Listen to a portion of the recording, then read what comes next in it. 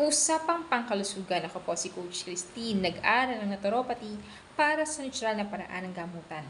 Paano gagaling sa natural na kaparaanan? Kung ikaw po ay may mataas na uric acid, hindi mo na maigalaw-galaw ang iyong kamay, sumasakit na po yung iyong balikat, hindi mo na maitaas, baba, at sumasakit na rin po ang iyong tagiliran, ang tuhod mo, at minsan nahihirapan ka pang maglakad. So, delikado po yan. Kailangan po natin na matutunan paano natin tatanggalin yung mga toxin na ipinasok mo sa iyong katawan. Ang uric acid, ibig sabihin lang po nito, hindi na kaya ng liver na magbigay ng amino acid. Kaya ang napoproduce niya ay uric acid na, malapot na langis. Kaya sumasakit na yung iyong kamay-kamay. So, kailangan nating matutunan paano natin yan tatanggalin yung mga toxin na yan. Unang-una, kailangan po nating alagaan ang ating liver. Kung madalas kang kumakain ng mga mamantikang pagkain at mga pagkain na bawal, ang liver po kasi natin ang nagdi-detoxify niyan. Pag po nasira ang liver, hindi niya na po kayang gawin ang kanyang trabaho na mag-detox. Kaya, ang nangyayari, tumataas ang uric acid. Ito po yung ating Primo Boost capsule na makakatulong po ito kapag ininom po natin to 1 capsule 3 times a day. Matutulungan po yung ating organ na ma-detoxify, matatanggal yung mga toxin sa ating katawan.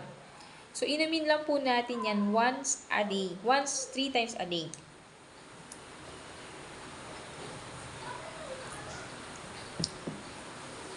So, ikaw na rin po ang makakanotice niyan, lalakas ang iyong immune system, meron po tayong testimonial, muntikan lang siya trangkasuhin, lalagnatin, parang uubuhin at sisipunin, uminom agad po siya nito 1 capsule. Tapos, tanghali, 1 capsule uli, hapon, 1 capsule uli. So, 3 times a day, 1 capsule.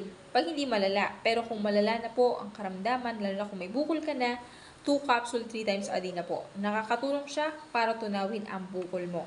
So, 3 bottle na lang po ang natira dahil sobrang dami po nag-order po sa atin. Kaya mag-comment na po ng how sa mga gustong mag-order. 60 capsule po ito, 1,500. At i-add po ako sa aking Facebook, Christine Chavez Coach, Christine Chavez. Thank you and God bless. Sa lahat po na mag-order, may pre-guidelines po tayo. Kasi yan po yung wala sa iba.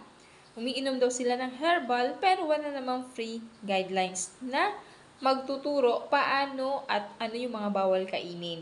Kaya bumabalik pa rin. For example, may bukol ka na pero pinakain mo pa rin yung 8 malalansang pagkain.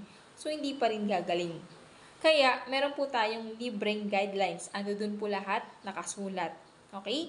So, thank you and follow for more video. Subscribe my YouTube channel, Lingap Kalusugan Wellness.